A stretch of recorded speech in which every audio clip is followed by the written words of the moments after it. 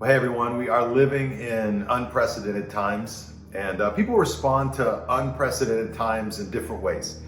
Some people are overreactors by nature, and so when something happens, it's a kind of a complete overreaction. It's the end of the world. Some people are underreactors, and when crises happen, they tend to just think, oh, it's all good, and so it's important, I think, in this season to recognize that even in our own family, we're gonna have overreactors and underreactors. Lori and I are gonna respond differently in our own family. Each of my kids are gonna have kind of their own dynamics going on, and I think that's just important to understand and to give each other a lot of grace in this season. There are a lot of unknowns and a lot of things coming at us. A lot of parents just got thrust into homeschooling world, and I know that that's scary and overwhelming, and there's kind of so much that comes along with that, and so you're trying to learn that on the fly.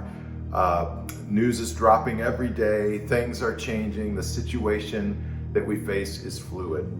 But instead of being just an overreactor or an underreactor naturally, I think it's important for us to recognize where we are and even where our family members are, give each other a lot of grace.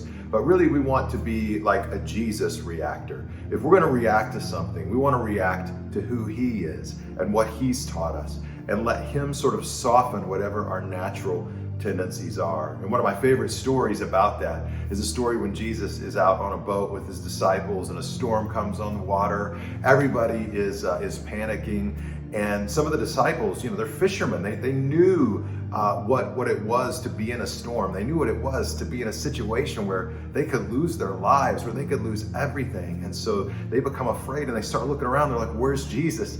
And Jesus is sleeping down in the boat. He's asleep. And so they go down, they get him, they wake Jesus up. And the question that they ask him is so powerful. They say, Jesus, do you not care if we die? I feel like that's the question a lot of people are asking right now about God. Do you care? Do you care what we're going through? Do you care that it feels like everything is shutting down? Do you care that we're not sure what the future holds and there's fear and panic? Do you care that people are actually dying and that there is a threat to certain populations that's super significant and a threat to all of us? Like, Jesus, do you care? And Jesus' response to them, I think, was very powerful. He said, you of little faith. And so Jesus' challenge, I think, to us in this moment is it's okay to be afraid. It's okay to have anxiety that we're pushing against in our heart and in our life, but have faith. Jesus says, you have little faith. And then he gets up and he walks out to the edge of the boat, and he says these words. He says, peace, be still. Could literally be translated in the original language, be muzzled.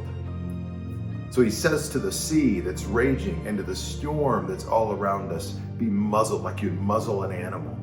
Just be silent, and immediately the sea is calm like glass. And I think what Jesus wants to do in our lives, if we'll allow him, is to step out into our hearts, to step out into our lives today and just say, peace, be still, be still. Don't overreact, don't underreact, but lean into me and sort of Jesus react, if you will. Let who I am give peace to your heart, even in the midst of the storm. Hang on to that today. Peace, be still.